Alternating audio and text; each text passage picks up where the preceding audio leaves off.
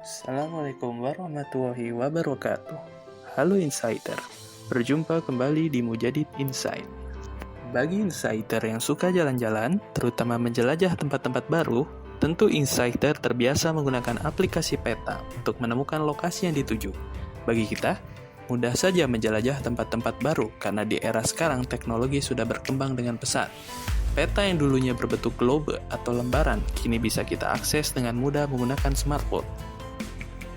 Tapi tahukah Insider bahwa ada tokoh muslim yang terkenal karena berhasil membuat peta yang pertama kali dengan presisi? Dialah Piri Reis, sosok navigator terkenal yang berasal dari Turki. Beliau juga masyhur dikenal sebagai nahkoda, kapal yang handal, sekaligus seorang ilmuwan yang mampu membuat peta dengan presisi. Piri Reis bernama asli Haji Ahmed Muhyiddin Piri bin Haji Mehmet. Beliau lahir di Gallipoli. Gallipoli disebut Gelibolu. Dulunya nama kota tersebut berasal dari bahasa Itali, Gallipolis, yang artinya kota yang cantik.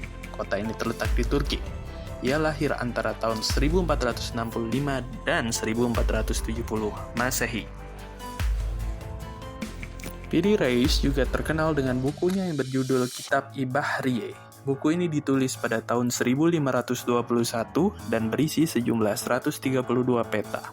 Peta-peta tersebut diantaranya yaitu pantai-pantai yang ada di sekujur pantai Mediterania dan Laut Aegea, termasuk Aljazair, Mesir, Tunisia, Prancis, Itali, Venezia, dan Trieste. Buku ini sangat fenomenal karena peta yang dibuat sangat akurat dan presisi, menggambarkan kondisi asli dari wilayahnya. Selain keakuratannya, kelebihan dari peta-peta yang dibuat oleh Piri Reis adalah tersedianya beragam informasi berupa lokasi pelabuhan, kedalaman pantai, posisi jangkar, vegetasi, sumber air untuk minum, sumur, bahkan mineral, arkeologi, iklim, struktur sosioekonomi, komposisi etnis, dan agama. Selain memiliki keakuratan dalam bidang kartografi, karya Kitab Ibahriye milik Piri Reis juga disusun menggunakan bahasa yang puitis dan indah. Kitab Ibahriye bisa dibilang merupakan pionir buku tentang geografi dan atlas.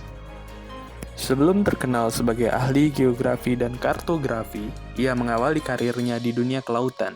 Selçuk Aksin Somel dalam Historical Dictionary of the Ottoman Empire in 2003 menjelaskan, Piri ambil bagian bersama dengan pamannya yang seorang pelaut terkenal, Kemal Reis, di berbagai ekspedisi. Salah satunya adalah misi bantuan militer pada 1487 Masehi untuk Granada, kerajaan Islam terakhir di Andalusia atau Spanyol.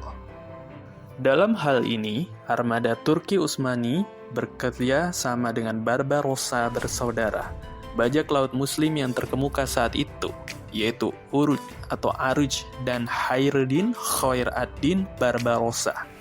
Selain menjalankan misi penyelamatan di semenanjung Iberia, Piri dan sang paman juga ikut memerangi armada Spanyol dan Venesia antara tahun 1500 hingga 1502 Masehi.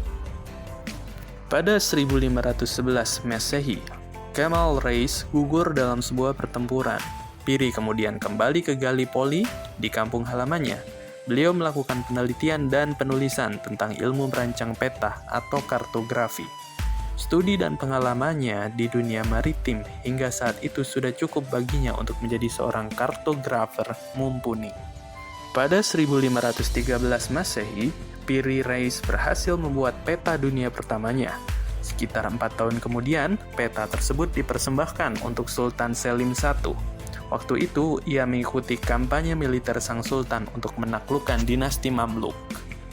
Pada 1517 Masehi, dinasti yang berpusat di Mesir itu berhasil dikalahkan. Kemenangan tersebut menjadikan Turki Utsmaniyah berhak menyandang gelar kekhalifahan. Sebab, kendali atas 2 kota suci, Mekkah dan Madinah, yang sebelumnya berada di tangan Mamluk, pun ikut diambil alih. Pada 1547 Masehi, Piri Reis diangkat menjadi laksamana sehingga berhak memakai gelar Reis. Piri Reis membawahi pasukan maritim Turki Utsmaniyah yang beroperasi di Mesir hingga Samudra Hindia. Markasnya berkedudukan di Suez. Hanya dalam jangka waktu beberapa bulan sejak pelantikannya, ia sukses menjalankan sejumlah misi, di antaranya adalah pembebasan Yaman dan Oman dari tangan Portugis. Kisah Piri Reis juga erat berkaitan dengan kisah-kisah awal penemuan benua Amerika sebelah utara dan timur. Benua Amerika sendiri dulunya bernama Antillia. Penggunaan julukan Vilayet Antillia untuk wilayah tersebut menunjukkan obsesi Ottoman pada eksplorasi ke benua itu. Kata vilayet biasa dipakai untuk wilayah administrasi yang berada di bawah kekuasaan Ottoman.